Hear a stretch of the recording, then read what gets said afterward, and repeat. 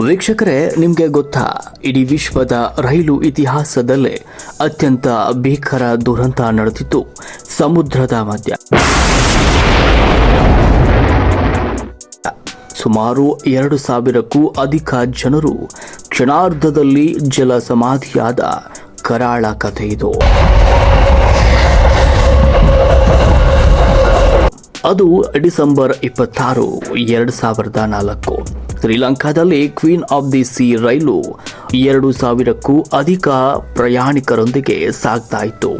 ಆಗಲೇ ಎದ್ದಿತ್ತು ನೋಡಿ ಆ ಭೀಕರ ಸುನಾಮಿಯ ಅಲೆ.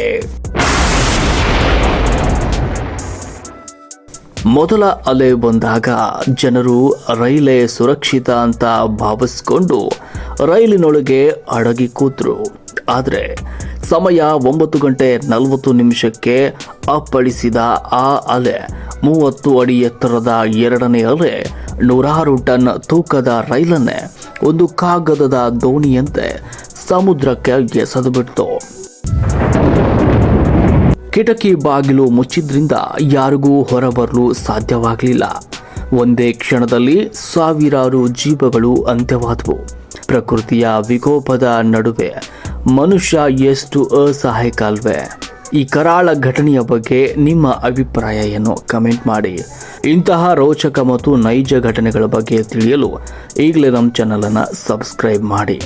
ಈ ಒಂದು ಸಂಪೂರ್ಣವಾದ ವಿಡಿಯೋ ನಮ್ಮ ಯೂಟ್ಯೂಬ್ ಚಾನಲಲ್ಲಿ ಇದೆ, ಆ ವಿಡಿಯೋನ ವೀಕ್ಷಿಸಿ.